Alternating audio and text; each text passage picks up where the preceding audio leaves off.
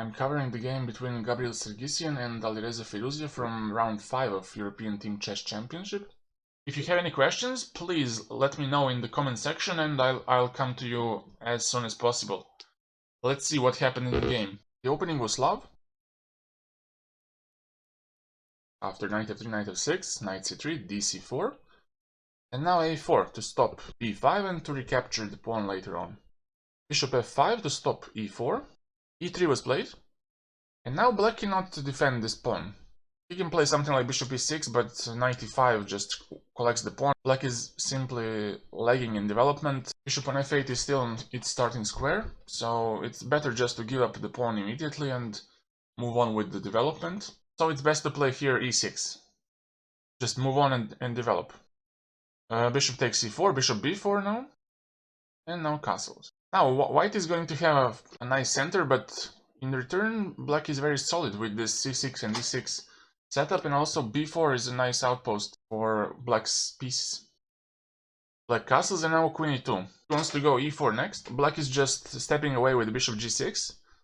But now white is targeting this bishop with knight e5, knight d7 was played. Now white has a bishop pair advantage after knight g6 takes and rook d1 now. Now white is going to play e4 and d5 next, so black is stepping away from this potentially open d-file by queen c7, and now he goes e4, but black answers with e5.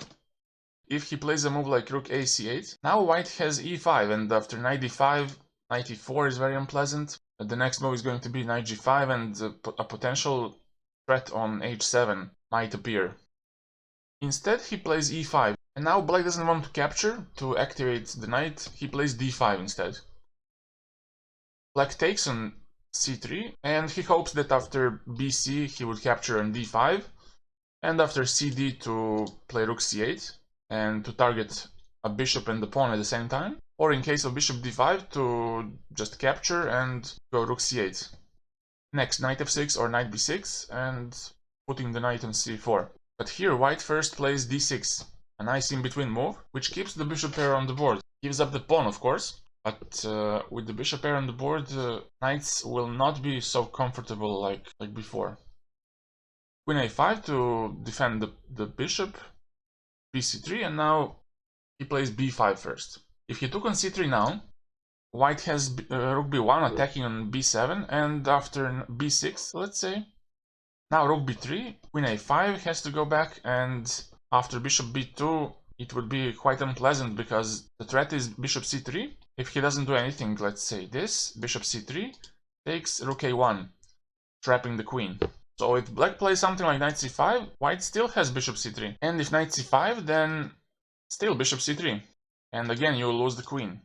For a rook and the bishop, but still it's a very unpleasant position for black. Alireza didn't take on c3, he played b5 first to push this bishop away, and now he captures on a4. But with the pawn, of course. If he takes with the queen, then bishop f7 is a win. So ba4. After ba4, now bishop a3. Trying to put blockade on the a pawn, and also to protect the d6 pawn. However, it was better to play f3 here. And after he takes on c3, bishop e3. If the knight goes to b6, then white has rook dc1, and after queen a5 to take on c6. White is really doing well here. And if black plays c5, then white can play rook dc1, and after queen a5 to play bishop c4. And now a move like knight b6 is not possible because of bishop d2 trapping the queen. So the a4 pawn is really in a big trouble here. If black tries to make some kind of blockade on the queen side by rook a b8, and with the idea of queen d1, rook b4, now white has bishop d2. Taking the exchange, it seems like after knight b6, he takes, and bishop b3. Now, after a3, after rook c7, black's pieces looks really passive here, and I prefer white's chances here. But instead, in the game, bishop a3 was played, and now black took on c3, now f3 was played, and rook a b8.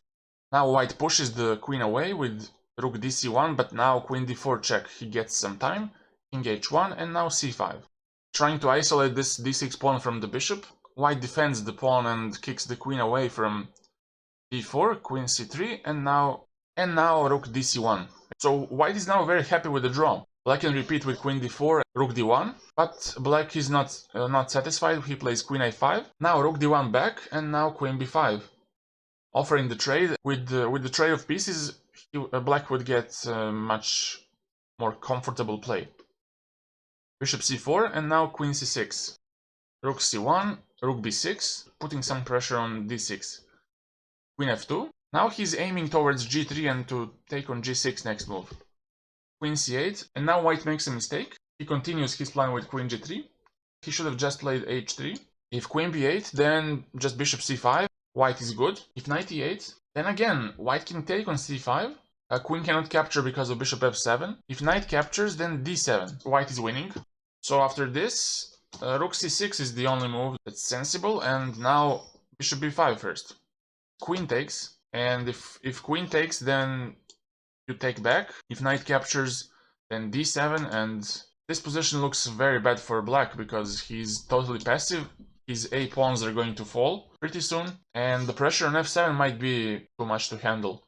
So if knight c5, then d7 would be played, and after queen b7, just queen. It's really interesting position because knight f6, queen d6, you can take on e4 before taking the bishop, fe4, and now queen b5. Black has these two a pawns, which are quite loose, but also e4 pawn is quite loose. Also g3 square might be used as an outpost for the knight. After knight h5, knight g3. In the game, he played queen g3. And now queen b8 by Alireza, attacking the d6 pawn. And now if he tried with queen g6, now rook b3 is a nice move. Attacking this bishop. If he takes the rook first, then you take with the queen, attack the bishop, but don't forget, queen on g6 is now hanging, so you have to give up the bishop. If he tries to defend with rook a1, then rook c3, attacking this bishop. And if it goes to a2, which is the only square left, if it goes to d5, I can simply capture and attack the queen. If it goes to a2, I cannot do this because of bishop f7 and losing the rook. But first I can go c4. When the queen goes back to g3 or g5, then I take on a3, and so queen g6 doesn't work. After queen b8, d6 pawn is under attack. Bishop a2 was played, but now he takes on d6. Queen g6 now, and now black takes, and goes queen b5. He wants to go queen e2 next. If the queen doesn't go from g6 to capture the bishop on a2, white goes back. If he plays h3, then queen e2 is very strong. And in case of rook a1 to defend, black is saying, you know what, you're not defending it, I can take it. And after rook takes, fg. So he goes back to g5, and now queen e2. Now if white goes rook a1, then black has rook c8 and starts pushing the c pawn. It's not really pleasing for white. Rook d2 is impossible because of back rank issues. The only move that is left is queen d2. And now black is happy to exchange and goes rook c8, starting to push the c pawn. King g1, and now rook c2, and now knight b6, supporting this pawn. King has to go closer, knight d7, and now king e3. Now this other knight gets to c5, and you can see those bishops are not really happy with their space. Bishop on a2, and especially because it just hits on the c4 pawn, but not doing quite much. Bishop c3, and now a3, further limiting the bishop on c3. Bishop d2, and now rook c5, something like rook b5, rook b2, to exchange rooks, after which it will become really tough to defend this position. King e2 was played, and now knight f4. White is just keeping the pieces on the board. Rook b5, and now bishop c1, stopping rook b2. And now a really nice punch by black, defending the a3 pawn. If he takes on b3, then those two pawns are just going to be overpowering white. White decides to take on c4, when black takes to take on b3, but now has this nice answer in knight d3. And now bishop g5 by white, the only square left for the bishop. If he took on c4, then knight c1 would be leading to a2 and promoting the pawn. Something similar happened in the game. He went for bishop g5, and now knight a5, escaping. Bishop a2, and now knight b4. If the bishop goes to b1, you have a2, and white is losing a bishop. So he tried with bishop d2. Black took on a2, bishop a5, and now knight c1. His idea is this, just to play knight b3 and push a2. If he plays first knight b3, then king e2, and after a2 he can come closer. Promoting is not so good because after king c3 the knight on a1 is trapped. But after a2 now king e1, now knight b3, and now you don't have d2 and to go to c3. So white is lacking one tempo to trap the knight after promotion, and this is why it doesn't work for white. So here he just took on e5, but after knight b3, king e2, he queened, takes, and after king d3 he just needs to get his knight out, and in this position white resigned because black has a passed a pawn. Knight is going to take pawns on the king side. Thank you so much for watching and have a nice day. Bye.